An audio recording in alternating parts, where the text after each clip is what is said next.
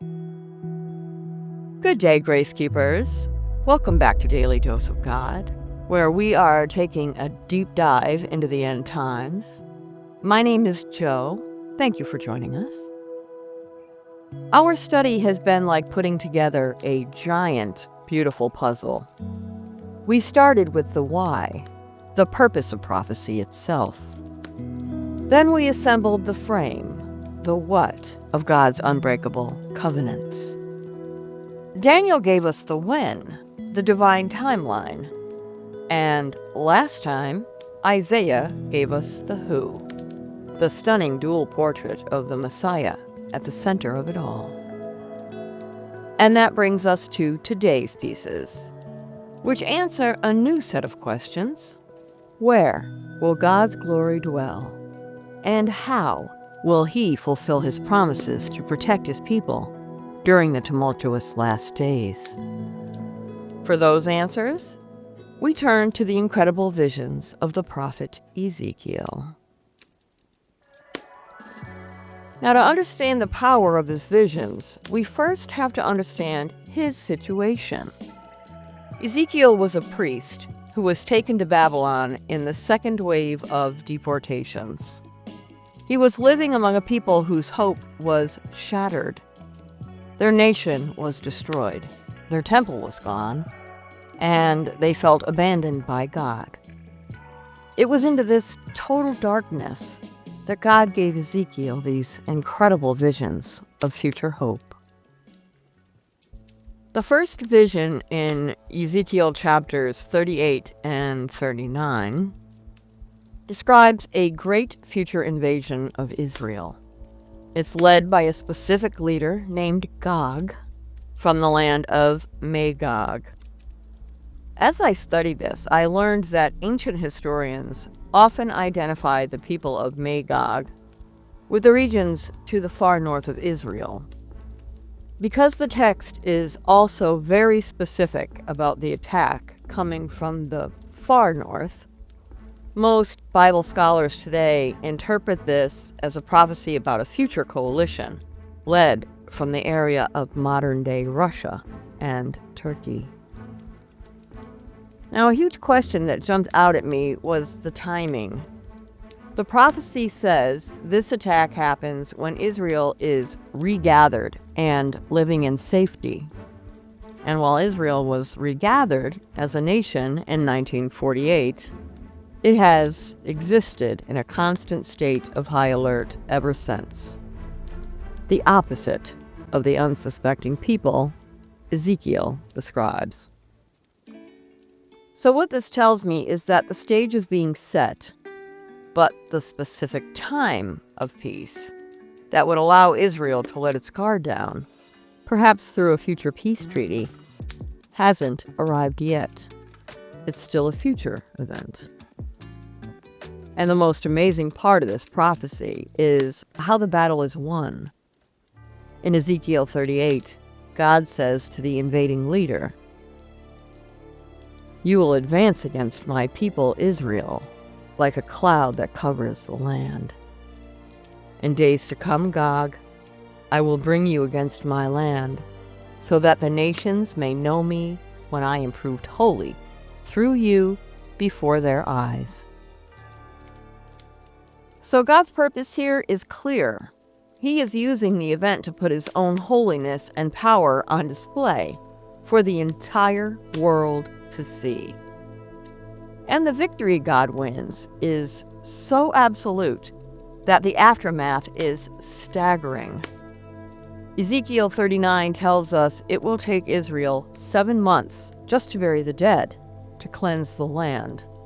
And they'll have so many abandoned weapons that they will use them for fuel for 7 years. It's a complete and total deliverance, orchestrated entirely by God. After showing how he will protect his people, God gives Ezekiel a second breathtaking vision, a tour of a new magnificent temple that will one day stand in Jerusalem. The vision is incredibly detailed, with an angel measuring every part of the structure, The climax is in chapter 43 when Ezekiel sees the very same Shekinah glory of God that he had seen depart from the first temple because of sin. Now he sees that very same glory return. He writes, "The glory of the Lord entered the temple through the gate facing east, and the glory of the Lord filled the temple." It's a promise that God will once again physically dwell with his people on earth. From this temple, he sees a river of life flowing out, healing the land and even the Dead Sea, symbolizing the life and blessing that will pour out from God's presence during the Millennial Kingdom. Now, both this river and the temple itself are features of the Millennial Kingdom. The book of Revelation explains that this is a literal 1,000-year period on earth, after Jesus' second coming.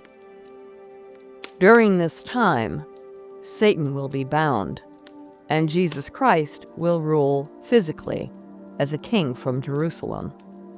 And this fulfills the Davidic covenant. It will be an era of unprecedented peace and righteousness, where the peaceable kingdom prophesied by Isaiah becomes a reality. And this glorious temple, described by Ezekiel, will be its center. And while the vision does include animal sacrifices, scholars believe these will simply act as a powerful memorial, looking back to Christ's final sacrifice on the cross. Much like the communion we take now helps us remember his sacrifice today. I bring that up because people have questioned the animal sacrifices that are mentioned during this time, saying the sacrifice was already made by Jesus on the cross, so why are we now sacrificing animals? So I wanted to make sure we made a point of that, of acknowledging that and explaining that as much as I could, really. So Ezekiel adds these incredible pieces to our puzzle. He answers the how, showing us how God will supernaturally protect Israel.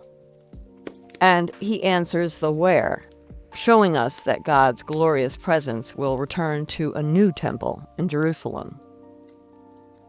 It's fascinating how these final puzzle pieces from Ezekiel connect to the very end of the Bible.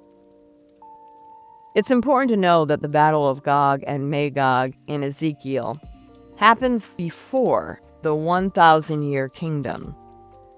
But the book of Revelation describes a different final rebellion, also called Gog and Magog, that happens at the very end of that 1,000 years. Likewise, Ezekiel's glorious temple is for that 1,000-year reign on earth. But in the final, eternal state, the new earth, John tells us in Revelation there is no temple, because our access to God and the Lamb will be so direct. Hallelujah. They are the temple. It shows this beautiful progression in God's plan.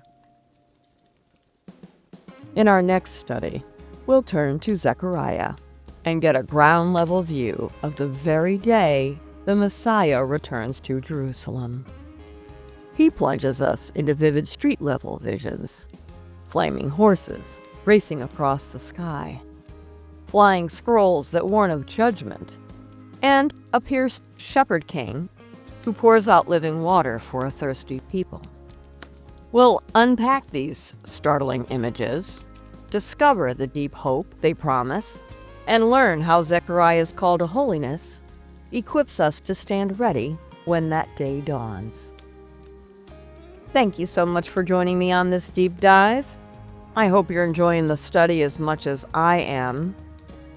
I'm not arrogant enough to believe I knew anywhere near enough about the Bible. That's why I'm here. But I can't believe the amount of things that I've learned. And I was talking to my husband the other day, not necessarily things that I've learned, but it's like looking at them through a different set of eyes or from a different angle, if that makes sense. And so I feel like my knowledge is more full, and I hope that you all feel the same. I'm really enjoying this, and it makes it hard to put my Bible down because I'm just eating it all up. Let me know down in the comments what you think of all this, how it's going, if I missed something, if you want to hear more about something. If you have any questions at all, make sure you leave them down in the comments. I thank you for joining me. God bless you, and I'll see you soon for our next study.